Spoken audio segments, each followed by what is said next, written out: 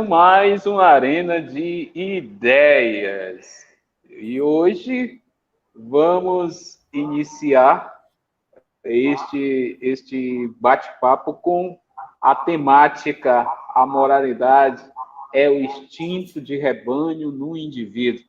E o nosso convidado é o professor mestre Giovanni Paulino de Oliveira. Que prazer imenso recebê-lo para debater esta temática. Prazer é meu, Marcos. Como eu já lhe falei várias vezes, estarei e estou sempre à disposição do programa, à disposição sua, para que a gente possa fazer essas falas. Creio que essas falas são importantes também para a gente que está nesse meio acadêmico, para que a gente possa tornar público um pensamento, já que a gente vive em tempos sombrios, já que, como diz o Gonzaguinha, saudade é um tempo em que lutar pelos seus direitos é um defeito, né? Então, para nós é muito importante estar falando sobre temáticas sociais, sobre temáticas que possam trazer uma compreensão melhor da realidade social e política que estamos inseridos. Então, para mim será sempre uma honra e estarei sempre à disposição sua e do programa Arena de Ideias. Como a sua pessoa observa este processo dentro da sociedade da moralidade, da estruturação da moral? Quando a gente pensa em moral e deseja fazer uma exposição mais teórica, mais estrutural, a gente se lembra de alguns teóricos, né? E é impossível não se lembrar de Nietzsche, já que ele nos oferece uma arqueologia ou uma genealogia da moral, onde ele vai nos dar justamente a concepção ou a compreensão de como a moral se origina, de como surge a moral, ou de quais os elementos que a moral vai se configurar. E aí vamos tentar pensar a ideia de uma moral a partir do conceito de bom ou conceito de mal. Mas também não só Nietzsche, mas outros pensadores também nos oferecem uma perspectiva teórica e uma perspectiva estrutural, sistêmica, para que a gente possa compreender a noção de sociedade, como essa sociedade ela vai estar interligada com a sua vivência da moralidade. Então, quando a gente vai pensar a moralidade hoje, um dos primeiros passos é esse, é tentar compreender uma proposta genealógica, uma proposta histórica, tentar entender como que as outras sociedades se estruturavam a partir da vivência da moral e entender os elementos que são ou que estão interligados entre essas vivências da moral. Isso era uma própria metodologia sugerida por Nietzsche. Nietzsche também, uma da crítica que o Nietzsche fazia aos filósofos é que eles não entenderam a moral a partir dessa construção histórica, a partir dessa diversidade que é a moralidade. No caso, depois que a gente faz essa visita a alguns teóricos, alguns contextos históricos, alguns momentos da vivência da moral, a gente vai perceber que a nossa estrutura moral, ela repete algumas estruturas morais de outras épocas, de outros contextos. O que acontece é que a vivência da moral, ela vai se investindo com os elementos que são os elementos da novidade.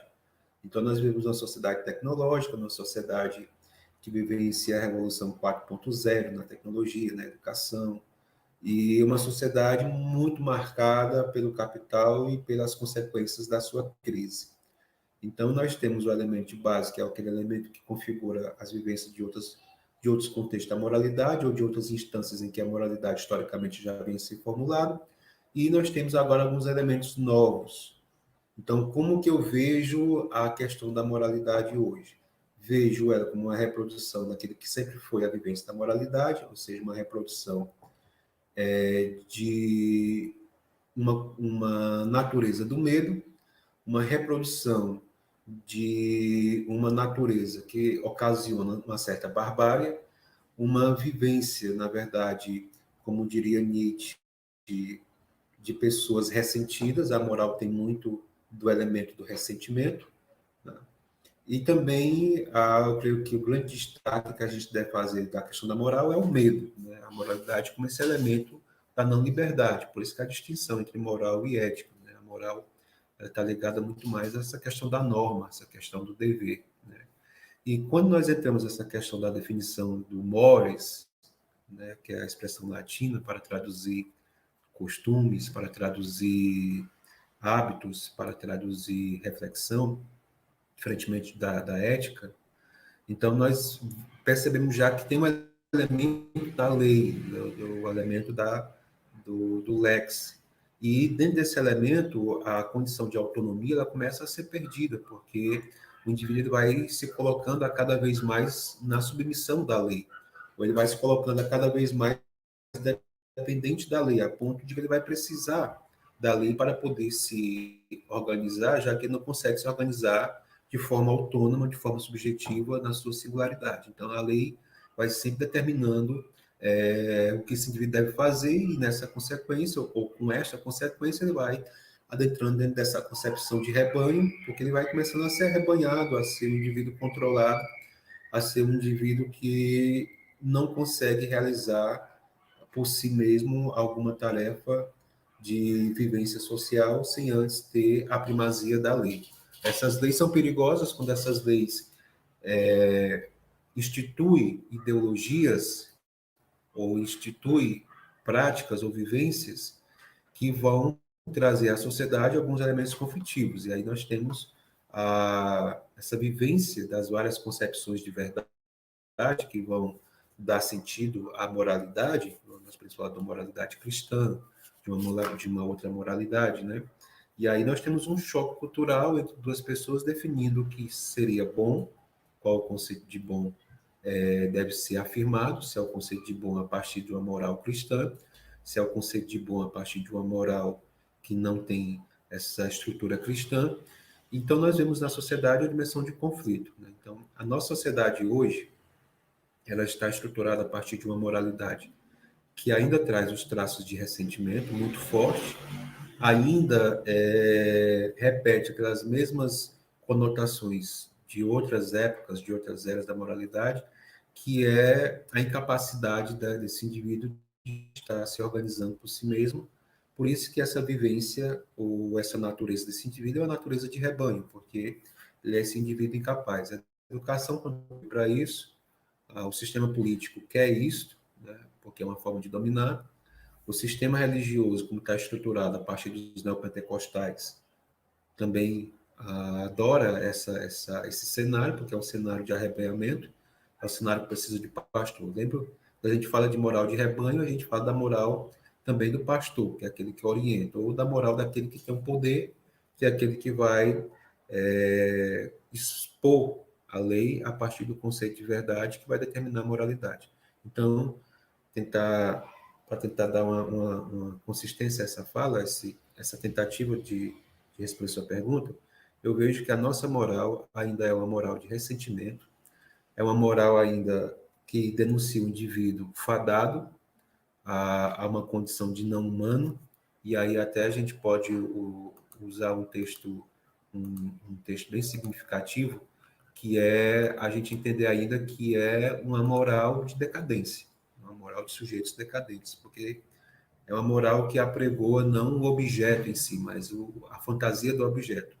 Não é por menos que nós temos uma sociedade que vive de fake news, que vive de notícias falsas, pessoas que são incapazes de reproduzir uma notícia a partir de um fundamento, né? E isto é perigoso, porque nós criamos uma moral que, como o título já diz, né, uma moral que vai causando esse arrebanhamento. E quanto mais arrebanhados são os indivíduos sociais, mais dominados eles são. E como já dizia um pensador que eu acho a fala dele muito significativa hoje para o cenário político nacional, que é o Alisson Mascaro, que é um marxista, ele fala muito sobre o perigo da democracia numa sociedade que não lê, uma sociedade que não estuda, uma sociedade que se alimenta de notícias falsas, de uma sociedade que se alimenta do besterol produzido pelo YouTube, não o YouTube em si, mas as pessoas que utilizam a plataforma para produzir pornografia, para produzir besteiras, para produzir a sensualidade do corpo sem nenhuma colocação crítica e política. Então, a sociedade está se alimentando disso. Dentro da sociedade que se alimenta disso, é a sociedade justamente que vai eleger um político ou que vai eleger uma ideologia política de base totalmente autoritária, de base totalmente contra princípios da dignidade dos direitos humanos. Então, esse é o perigo, né? Nós temos uma moral de rebanho dentro de uma condição de democracia. Ou seja, a ideologia, segundo Mascaro, é criada a partir do momento em que a mídia divulga o que é correto, a partir do momento em que o poder divulga o que é correto. A religião determina que isso é o correto. Então, quanto mais pessoas determinam o que é o correto, quanto mais se seguem. Então, aí vou arrebanhando, vou condicionando, vou tornando pessoas dominadas a partir de um ideal de poder. Essa qualidade, né? E esta qualidade, ela vai sendo bem constante na questão desta moralidade, né? E esta moralidade, ela vai chegar como um produto midiático para o falar essas famílias tradicionais que ditam os padrões, e sempre as minorias elas fogem destes pressupostos. E dentro de tudo isso exposto, professor, como chegar a um melhor caminhar, um melhor desenho estrutural desta moral, porque ela é transitória, ela vai de um período isto é moral, em um outro período isto não é moral. E como fazer esse contraponto? Olha, são vários os elementos para fazer essa transformação, sabe? Não é um elemento simples, não é um único elemento.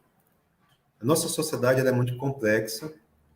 A ação da genealogia da moral, ele diz o seguinte: estes psicólogos ingleses, a quem devemos as únicas tentativas que até agora têm sido feitas para construir uma história das origens da moral, são bastante enigmáticos. Eles, como enigmas vivos, têm algo mais interessante que seus próprios livros. O que querem os psicólogos ingleses? De certo, por a evidência a parte vergonhosa do nosso mundo inteiro e procurar o princípio ativo, condutor decisivo da evolução, precisamente no ponto em que o orgulho intelectual do homem não esperava achar o que se deveria, né? E aí ele vai fazer justamente essa crítica no decorrer dessa primeira dissertação, justamente sobre isso, ou seja, olhar para o conceito de moral, olhar para uma ideia de moral. E a partir dessa ideia de moralidade, a partir desse conceito que eles tinham formulado de moral, a partir dessa visão que eles tinham, ou que eles entendiam que fosse, né, eles tentaram colocar tudo que é de moral a partir dessa figuração. Por isso que o Nietzsche propõe essa genealogia, e mais, além dessa genealogia, tentar compreender essas dimensões particulares da moral, das moralidades, dentro do seu cenário microestrutural, como ele chama, para que você pudesse entender que existe diferença entre as moralidades. Existem diferentes vivências de moralidade. E existe, por trás dessas diferentes vivências e moralidades, as diferenças que vão constituir o porquê da moral a partir da ideia de valor. Porque o que está em jogo na discussão da moralidade é a discussão de valor, certo? E o que está em jogo na discussão de valor é a discussão de verdade. E o que está ali presente na discussão de verdade não deixa de ser uma epistemologia do conhecimento. Como conhecemos a verdade? Ou como podemos definir a verdade? Então, não é tão simples, porque o Nietzsche está querendo colocar também que ali existe um elemento epistemológico. A moralidade, a moralidade ela é fundada a partir de um elemento epistemológico, que vai descendo a partir do conceito de verdade, a partir do conceito de valor, a partir do conceito de belo. E aí são esses valores que vão orientar a ação moral. Por exemplo, a ação de uma pessoa cristã é a representação de verdade que está prefigurada na figura de Deus, né? E como já dizia Santo Agostinho, ali é a beleza, é o belo supremo, né? Usando a expressão platônica, Agostinho define Deus como a beleza suprema. Então, essa beleza suprema, que é a verdade suprema, que é Deus, que é o último fundamento de todas as coisas, que funda todas as coisas e valor em todas as coisas. Então, aí é onde entra o Nietzsche também, a prefiguração nietzschiana de que nessa exemplificação de valor, nós desvalorizamos o que é o concreto, que é a nossa vida real, e agora valorizamos o que? A dimensão de uma outra realidade, ou de um além-mundo, de um outro mundo que está para nós a partir da ideia de salvação. Tá bom? Só que essa moral aí é a moral que parte, segundo Nietzsche, de uma prefiguração errônea da própria visão do cristianismo, da própria visão do que é a figura do Cristo, ou a figura de Jesus. Né? E esse cristianismo, ou essa moralidade, é justamente a moralidade da defragação do forte, ou, falamos de valor, da transvalorização do que é o valor. Então, eles pegaram o que era o valor e aí fizeram uma rotação nessa condição de valor, estipulando um novo valor. E o que é que está em jogo aí? A condição de fraqueza. Ou, como dizia o Evaldo, que é um grande estudioso do Nietzsche, né? É uma condição de decadência. Então, quando nós vamos pensar assim, essa sua pergunta, né? Como fazer diante desse cenário, ou seja, não é uma resposta tão simples, porque é uma resposta que a gente tem que entender que essa sociedade, na sua complexidade, ela tem o seu elemento religioso, ela tem seu elemento científico, seu elemento cultural, seu elemento político, e esses elementos eles vão conflituando em pontos, se agrupam, como, por exemplo, nós podemos ver no atual cenário político nacional, uma política atrelada ou que veste, ou que traveste a pele do religioso para fazer de que ou fazer com que os lobos, moralmente, sejam tidos como bom, né? Ou seja, para que genocida seja tido como aquele que garante a moral da família. E é tão visível atualmente no cenário político a transvalorização, porque quem é que é de esquerda hoje? Quem é que é comunista hoje? É pessoas que lutam pelos seus direitos. Não pode lutar pelos seus direitos. Não pode criticar a figura autoritária, nazi-fascista que está no poder. Não se pode. Quem critica essa figura tosca que está no poder é um comunista, é de esquerda. Né? Ou seja, criaram a ideia de esquerda como algo pejorativo, negativo, algo ruim. Ou seja, quem é o de esquerda? É o maconheiro, é o gay, são pessoas que não têm uma moralidade cristã, uma pessoa que não tem princípios ou valores familiares, valores humanos. Né? Então, esse é o de esquerda, é o comunista. Então, ou seja, transvalorizaram. E isto está arrebanhando pessoas. Né? A gente tem que ter muito cuidado atualmente no cenário político, porque isso está arrebanhando. Então, não é tão fácil modificar essa moral que está aí. Por quê? Que aí entra outro elemento que a gente teria que discutir também a modos bem calmo, que é a questão do capitalismo, da crise do capital, que origina o desemprego. E aí nós entramos, para fundamentar, se quiser, numa fala do Dostoiévski, que está lá nos Irmãos Karamazov, se eu não estou enganado, eu acho que é os Irmãos Karamazov, quando o grande inquisidor, os Irmãos Karamazov, quando o grande inquisidor se encontra com Jesus Cristo e diz que ele, o inquisidor, tem o poder de fazer com que Jesus seja morto de novo. Por quê? Diferentemente da figura de Jesus, o inquisidor deu pão. E ao dar pão às pessoas entregaram a liberdade ao inquisidor. E fazem o que o inquisidor quer. E aí o rebanhamento. E aí a moral do bom. Quem é o bom? Aquele que deu pão. Por que Jesus é mau? Porque Jesus deu a liberdade. Então, mediante a necessidade e a figura do medo, como a grande questão do capital hoje é o medo da morte social, de você não ter, quem não tem não é ninguém. Na sociedade em que se estipula o primeiro diálogo como afirmação de poder é: você sabe quem eu sou? Você sabe com quem você está falando? Você sabe quem é o meu pai?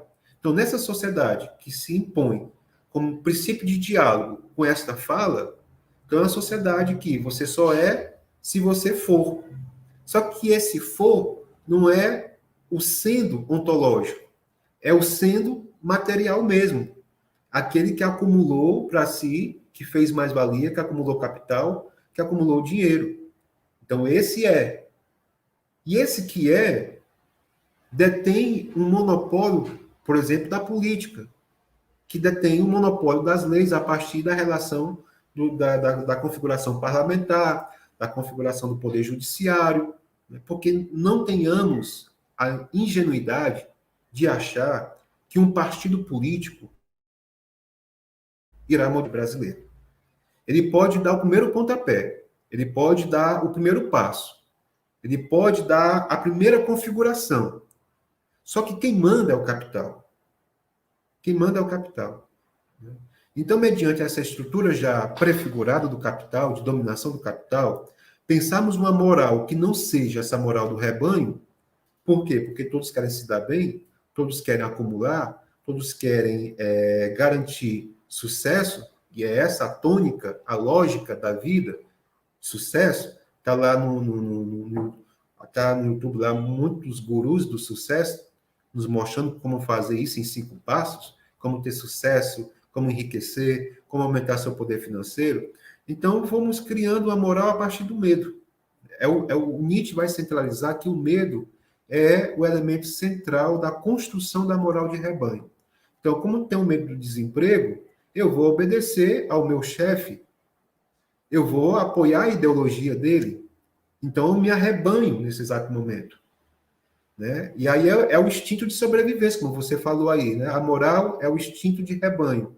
A moral é o instinto de rebanho. Por quê? Porque é o instinto de sobrevivência. Eu tenho medo de passar fome, eu tenho medo de ficar desempregado. O que é que mais vale? Olha, eu vou assumir aqui a moral, a ideologia daquele que me paga, daquele que me dá o pão. É a figura do inquisidor narrada pelo Dostoiévski. Então, Marcos, não é tão simples a gente oferecer uma solução para esse problema da moral como se configura na nossa atualidade, entende? Eu teria que passar aqui mais tempo falando um pouco sobre a questão da política, fazendo essa árvore para a gente poder pensar em que momento podemos começar. Agora, não é uma única proposta para mudar, são várias propostas que vão se agrupando, criando... Nessa sua fala, uma narrativa muito interessante, né? Na qual as minorias aceitam e dão legitimidade porque estão num processo de rebanho, né? Essa estrutura já foi fundamentada há muitos e é uma construção. E é um E elemento por outro colonialismo lado... no Brasil, né? Se a gente pegar o Brasil, é um elemento colonial, isso está na nossa raiz, tá na nossa, desde 1500, a ideia do colonialismo, da dependência. Quando os escravos foram liberados, os escravos saíram, vamos para onde? Vamos fazer o quê? A gente não tem terra. A gente vai para onde? A gente vai plantar onde? A gente vai viver de quê? Né? Como é que o escravo deixaria de ser escravo se ele não tinha terra? Né?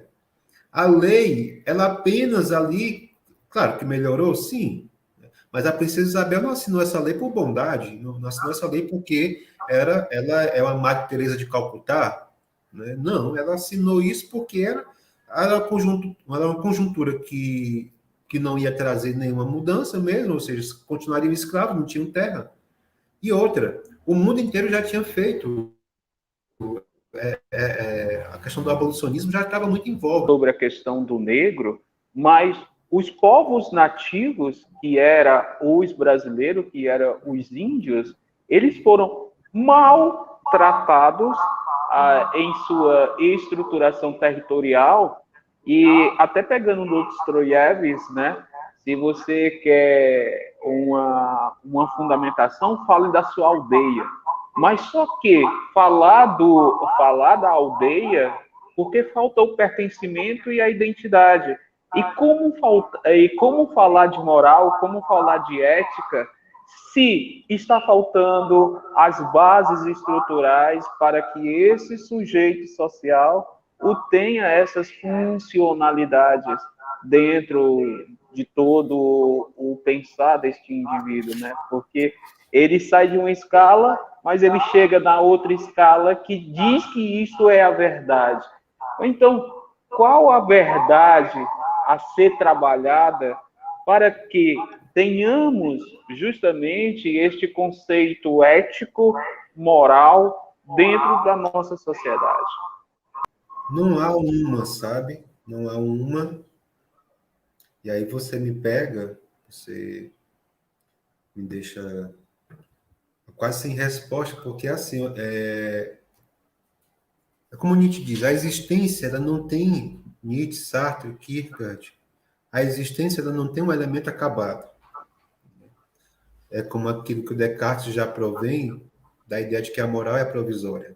Descartes coloca isso, esse elemento, porque não existe uma verdade que eu possa ter como concreta, então a moral se configura necessariamente como um momento provisório. O que nós teríamos no momento seriam questões provisórias também, para transformações, né? Você fala aí da questão dos índios. Nós presenciamos essa semana o que a política atual, ou que o aparato de dominação ou de repressão, que é a polícia, esse aparato que só consegue fazer ou trazer a ordem a partir da violência, fizeram com alguns indígenas que estavam justamente lutando em favor de seus direitos, com a demarcação de território, do território indígena, no caso. Ora, se esses índios fossem ser arrebanhados e bater palma para o agronegócio, dizer, não, entre nas minhas terras, façam garimpos ilegais, né?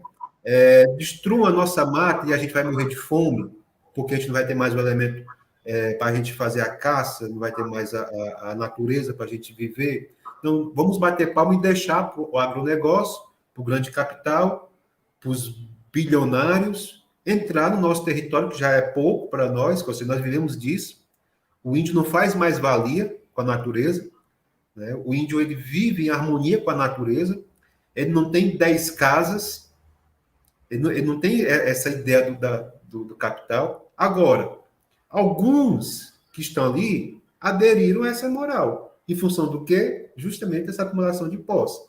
E aí a gente sabe que existe a questão da grilagem, dos garimpos, que são orientados por alguns desses indígenas que resolveram, como você falou, sair desse pertencimento, sair dessa relação de alteridade com a sua tribo e viu que essa vivência, vamos dizer assim, ocidental, do homem moderno, do homem urbano, é uma vivência correta, que tem um valor, então o que é que ele faz? Ele deixa aquele valor dele para viver ou para aderir ao valor, não diria do branco, mas diria do capital.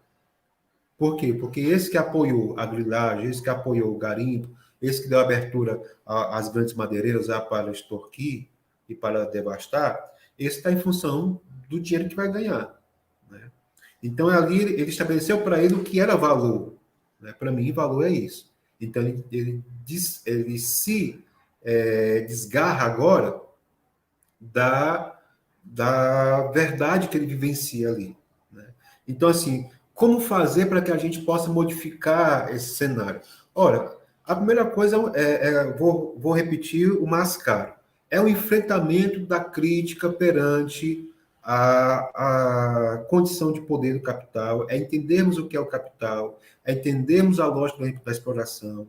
Né? Já que é para a gente dizer, vamos tentar colocar isso. É entender a lógica da reprodução do capital, é entender a lógica da dominação do capital, entender a lógica da exploração e da fabricação da mais-valia pelo abuso do trabalho nosso, que é por onde se faz a riqueza, que está concentrada na mão de poucos. Então, o início da transformação seria por aí. Só que necessitaríamos de uma sociedade crítica. E aí nos damos de cara justamente com a moralidade de rebanho, que diz que esse grupo é anarquista, é baderneiro, que ocupou, esse é o discurso do ministro da Educação, que ocupou as universidades federais e as universidades públicas, por isso, cortes para essas universidades, vamos fechar essas universidades, né? Então, vamos deixar o povo idiota mesmo, que aí é bom para que a gente possa rebanhar, é mais fácil. Então, essa transvalorização, né? O que é que o Nietzsche fala? Ora, aquele que não conseguia chegar ao poder, o ressentido, o que é que ele faz? Ele estabelece o poder agora como bom. Quem é o bom? O sofredor. Quem é o bom? É aquele que faz a penitência, é aquele que tem uma vida de jejum, uma vida santificada. Agora, ali é apenas o ressentimento, uma condição de recalque, porque eles desejam poder, mas não têm condição de chegar no poder. Exemplificado na figura dos judeus, né? Como eles não têm, eles valorizam, ou transvalorizam o valor, oferecem um novo valor. Agora, é preciso que exista rebanhamento, adeptos, aqueles que comprem a ideologia. Ora, isso acontece atualmente no nosso governo, né? Então, eu preciso de pessoas idiotas, pessoas que a verdade científica está no WhatsApp, pessoas que a verdade científica está numa manchete ali que foi compartilhada pelos grupos de Facebook. São esses indivíduos que não estudam, que não têm criticidade, que não têm contato com a ciência, que não têm contato com a reflexão. São esses indivíduos aí que afirmam a moral do rebanho, né? E afirmam isso por um instinto que vai além do instinto de sobrevivência, que é o instinto de maldade também. Se a gente pegar o perfil hoje do bolsonarismo, o perfil é pessoas violentas, pessoas homofóbicas, pessoas com visões de defender AI-5, de defender ditadura militar, pessoas que defendem que bandido bom é bandido morto. Só que eles esquecem que esse bandido que eles estão acusando é o bandido pobre, não é o bandido rico. Não é o deputado ou o governador que rouba merenda escolar para comprar um novo jato, para comprar a nova casa de praia. Então, por isso que eu lhe digo que é difícil a gente estipular a mudança, porque a mudança vem... Ora, se você posta um vídeo de cultura, com um mês ele tem, vai lá, 5.000 acessos. Se você posta um vídeo da coisa mais besta do mundo, em 1 hora ele tem 1K de acesso. Se você tem um canal de conteúdo social, crítico, até você criar seguidores, você tem um tempo nesse canal. Eu abro um canal para produzir coisas irrelevantes para a sociedade, e isso em pouco tempo chega e com muitos seguidores. Então a gente tem que transformar essa lógica. Primeiramente é isso, transformar essa lógica. Criar uma sociedade crítica. Agora, a crítica pode estar na universidade? Não pode estar na universidade. Por quê? Porque o professor universitário vai ser taxado de comunista. A crítica pode estar na universidade privada? Não pode também, não. A crítica pode estar no lugar de emprego? Também não pode. A crítica pode estar dentro da religião? Também não pode. Então, a sociedade por inteira é uma sociedade de arrebanhamento. É uma perspectiva da subjetividade a partir daquele conceito nietzschiano de vontade de potência, que o Nietzsche tira justamente antes de levar para a sociedade, antes de levar para a concepção do conflito entre os indivíduos associados na cidade, um elemento puramente mesmo biológico, né? O impulso, o instinto, a potência, o próprio corpo, ele vivencia essa tônica da potência. E essa tônica da potência é uma dialética negativa. Essa tônica da potência é uma dialética de desconstrução constante, né? Logo, uma constante condição provisória, que não é mais porque já é outro. E esse outro também já não é mais porque já se configura diferentemente. E assim sucessivamente. Então, essa ideia da vontade de potência nos leva àquilo que o Nietzsche fala sobre a distinção de entender bem o que é vida e o que é vontade de potência. Tá certo? E essa ideia de vontade de potência, vai se configurar a partir, repito, dos obstáculos, né? E o Nietzsche representa muito bem, para que a gente possa entender isso lá no campo da sociedade, a partir do próprio órgão nosso organismo biológico, nosso tecido, das nossas células, né? Então, entender a teoria da força, o que é potência, né? E a primeira coisa para que haja dominação é extinguir a potência do indivíduo. E aí entra o elemento que o Nietzsche vai criticar, não só Nietzsche, mas também Freud, que é a castração. Que é a castração que a política faz quando tira a autonomia da reflexão, é a castração que a religião faz quando tira a autonomia da reflexão. E aí nós estamos vivenciando atualmente políticos pensando já em 2022, nas eleições, o que é que eles estão pensando? Como atingir a grande massa evangélica. Como atingir essa grande massa? Por quê? Porque essa grande massa, muitos estão com o Bolsonaro. Né? Então, políticos como, por exemplo, Ciro Gomes, como Lula, como Dória, está vendo isso. Né? Está vendo o quê? Como atingir o rebanho. Né? Então, isso é um elemento muito interessante para a gente pensar. Pertinente neste momento político, né, que estamos vivenciando, aonde vamos se encontrar com esta questão moral. E a política, ela leva a um viés. E, por um lado, você agora observa políticos atacando o A e o B para ganhar dos dois, né, nas estruturas. Então, eu vou agora trocar farpas para o lado A e para o lado B para impulsionar a minha campanha. E, nesse sentido, você não vê a questão da característica política que aquele indivíduo o tem no seu desencadear histórico na política, mas sim ele vê o momento, o marketing impulsionado para atingir esta massa, né? Ou esta grande quantidade de rebanho na qual estão. Esse processo histórico do Brasil, ele vem desde o processo da nossa colonização, e ainda estamos sendo colônia do processo, porque não temos independência. A partir do momento que o povo não tem a sua independência, continua sendo uma colônia. E, por outro lado, esta condição de não gestar conhecimento, hoje se passa a informação, mas o conhecimento gestado ele fica como segundo plano. E esse segundo plano e você coloca Nietzsche nesta fala, que é o poder de potência. Os indivíduos estão frágeis. Nós temos homens de 40, 50 anos como se fosse um garoto, um bebê, porque não pode se mover dentro das estruturas, porque foi criado um mecanismo para que este indivíduo fique sempre dependente de alguém, ou da família, ou dos traumas, ou das suas estruturas. Aí, por outro lado, vem a questão deste comportamento individualizado, né? O comportamento individualizado de cada um que vai dizer,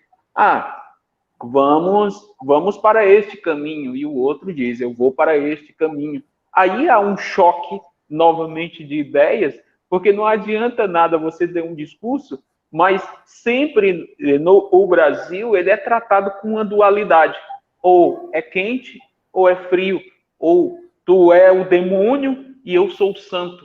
Né? Então, dentro de todas essas narrativas criadas, nós ficamos a perceber. E este processo moral de cada indivíduo, como está sendo traçado e desenhado esta nossa sociedade? Porque já se pensa política, ganha o processo eleitoral, mas já se pensa numa reeleição, porque o processo é esse. Já começa as campanhas eleitorais a partir do primeiro. Este processo poderia ser melhorado ao longo desse processo. É o processo da autonomia social, né? Autonomia social aos indivíduos, ao que o autor se fala uma relação melhor com os aparelhos ideológicos. Vou voltar à fala do Mascaro, que eu acho importantíssima essa fala. Ele diz: democracia, tal como já dizia Platão, há um perigo. Em que sentido? O sentido é que se eu, 24 horas na mídia, bombardeio a pessoa dizendo que X é bom, então começa-se a divulgar. Por quê? Porque as pessoas não têm filtro. Vamos para a lógica de Adorno, ou dos frankfurtianos. O cara passou 12 horas no emprego, trabalha em 2 empregos, para poder ter, hoje, com o salário mínimo que nós temos e com a cesta básica de R$ 600, com gás de cozinha de R$ 100, que já dá R$ 700, né? Então, ele já tem R$ 700 ali para viver o mínimo, que não dá nem para a manutenção da sua força de trabalho. No outro dia, está trabalhando lá na fábrica, para gerar riqueza para o grande capital. Mascaro diz, então, essa sociedade que vivencia esse aspecto demográfico, aliás, desculpa, de democracia, então a mídia começa a colocar pelo Instagram, pelo o Facebook, pelo YouTube, pela mídia televisiva, o que é correto. Pronto. Começa-se ali a criar uma ideologia do bom. Né? Ou seja, uma emissora de TV cria ideologia que partido X é satanizado, é satânico. A população inteira agora começa a criticar esse partido. Né? Por outro lado, essa mesma mídia tem um poder de ir desconstruindo aquilo que ela construiu. É um pouco dos sofistas gregos. O que é que os sofistas faziam na Grécia? Disputavam ali na ágora, nos espaços públicos, o que era ou o que não era verdade. Então, ele dizia, Gorgias dizia muito isso. Aquilo que eu confirmei como verdade, eu posso, nesse exato momento, afirmar e comprovar que não é verdade. E se você pagasse, como era característica dos sofistas, ele fazia isso. Porém, se você pagasse mais uma vez para ele fazer com que isso fosse verdade, ele faria de novo. E você iria acreditar. Basicamente, é essa dialética. A mídia diz o que é verdade. E aí está o perigo, segundo Alisson Mascaro, que é um jurista também, né? Além de ser um leitor assíduo da teoria crítica, de Marx e de Engels. Então, aí é o perigo. Por quê? Porque eu transvalorizo ou estabeleço o valor para a cultura, logo estabeleço a moral, ou seja, o que é bom, o que deve ser seguido, o que deve ser feito. Você imaginar que é ruim ser socialista hoje, né? Agora, claro que a gente sabe de alguns fracassos políticos do socialismo. Porém, já vi até alguns memes, o meu sonho é de quem critica o socialismo saber o que é o socialismo. Será que essas pessoas sabem que existe o socialismo histórico, o socialismo materialista? Existem várias formas de socialismo, socialismo cristão. Será que eles sabem? Será que eles sabem a definição de comunismo? Então, a grande massa satanizou o comunismo, o socialismo, sem saber o que de fato é isso. Então, como é que vai vir uma transformação política nessa sociedade? Aí é o perigo que o Alisson Mascaro denuncia da democracia. Num país de arrebanhamento, onde pessoas não têm criticidade, onde as pessoas não leem mais, onde as pessoas não constroem uma autonomia da reflexão, é perigo a democracia. Quem que ganha a política? Aquele que melhor conseguir convencer sobre a verdade. Cadê as cartilhas que ensinavam as crianças a fazerem sexo? Mas ganharam política com isso. Satanizaram pessoas com isso. Em função da defesa da família tradicional brasileira, que morreu, passamos a marca de 500 mil pessoas mortas. O governo da família foi o governo que não fez nenhum esforço para adquirir imunizante, tal como os outros países. E, ao contrário, fez vista grossa a empresas que quiseram oferecer nossos imunizantes a preço bom, e depois de algum tempo veio fazer negociação com imunizantes com 1000% a mais de valor. Certo? Porém, e aí para você ficar claro, quem acompanha a CPI da Covid vai entender, de fato, o nível de arrebanhamento, o nível de anulação reflexiva que a sociedade brasileira vive hoje. Os discursos proferidos naquela casa, no Senado, em questão, são discursos estapafúrdios daqueles que aí estão no poder. Eles não conseguem argumentar a partir de um argumento claro. É só desvario total na argumentação. Né? Só que a sociedade está comprando a defesa daquele que permitiu que mais de 500 mil pessoas fossem mortas. Estados Unidos voltou. Por mais que o Trump representasse uma regressão política, ele conseguiu trazer para a população vacina.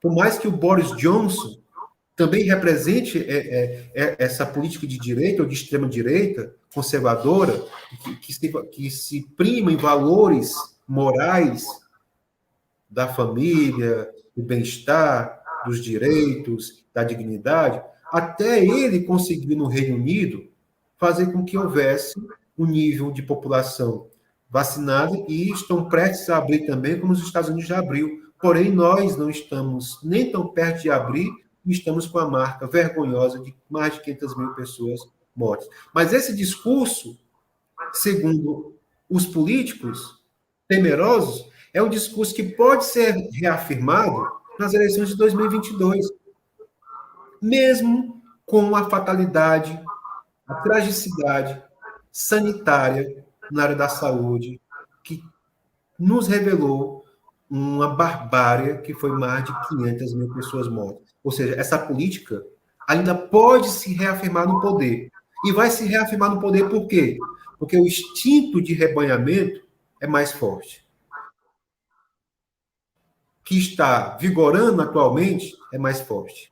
E aí, Hannah Arendt, a história conhece muitos períodos de tempos sombrios, em que o âmbito público se obscureceu e o mundo se tornou tão dúbio que as pessoas deixaram de pedir qualquer coisa à política, além de que mostre a devida consideração pelos seus interesses vitais e liberdade pessoal. Nós estamos revivendo o tempo sombrio. Por isso que eu comecei a minha fala, no início dela, falando para você que a moralidade que nós estamos vivendo hoje, ela tem só traços diferenciados, porque são traços do novo período, como a tecnologia e outras coisas, né, que estão presentes no nosso século XXI. Porém, a essência ainda é a decadência, ainda é o ressentimento, ainda é o desprezo, tá certo? Ainda é a necessidade do poder, mas não ter o poder, e aí eu crio um novo valor para que eu possa ter o poder. Então é muito difícil, Marcos, a gente visualizar mudanças, a não ser, repito, a crítica. A desconstrução a partir do elemento da crítica. Né? Professor, o tempo é como água que escorre entre os dedos, e as suas considerações para este Arena de Ideias. Conselho, um livro que eu achei muito interessante, que é o Curso de Filosofia Moral, do Vladimir Jankelevich, ou Jankelevich, já depende da pronúncia, né? Ele vai mostrar como que a moral se configura. Além da obra clássica da genealogia da moral. Agora, existe um pensador francês, Marcel Conche, que traz o fundamento da moral. Eu posso até abordar isso depois com vocês. E interligar essa reflexão do Marcel Conche com uma reflexão do Freud na obra O Mal-Estar da Civilização, para a gente entender o que é o instinto.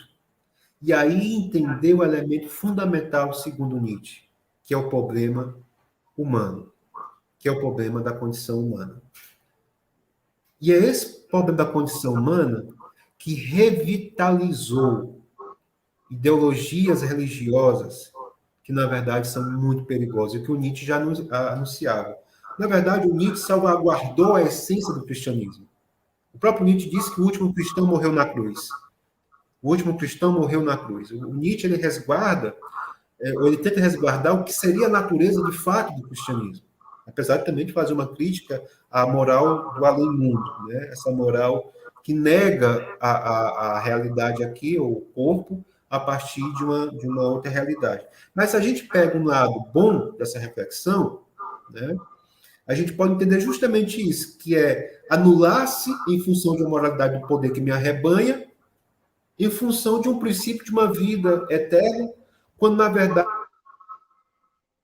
eu preciso, como, por exemplo, dignidade humana, respeito, que as pessoas tenham acesso à saúde, à educação, e que não vivam a pobreza extrema, que não vivam a dor de não ter o que comer. As pessoas não estão visando isso, estão visando a salvação. Né? E a religião, quer querendo, quer não, está contribuindo com isso, com essa degradação. Agora, eles acham que não.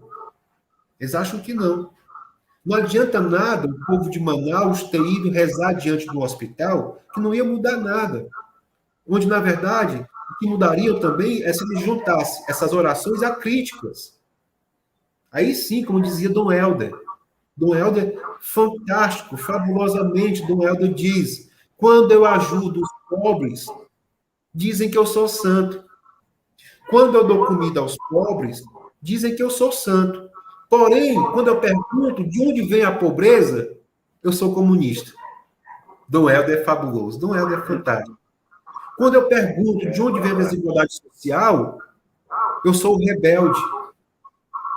Então não adianta nada você erguer a mão para o alto e dizer Deus muda essa realidade, se você não faz uma crítica social. Então, além de pessoas ligadas à dimensão religiosa, precisamos de pessoas críticas, senão essa moral não muda. Né? Então, juntar Marcel Conte com Freud, nós chegamos à crítica a esses dois elementos, que são elementos que nos configuram uma nova moralidade, né? Ou uma pretensão de uma nova moralidade. Agora, esse tema, só para reforçar, e aí eu me despeço, já que o tema está, é um tema grande, cheio de ferramentas, de nuances, que a gente tem que colocar cada pontinho no seu lugar, sabe?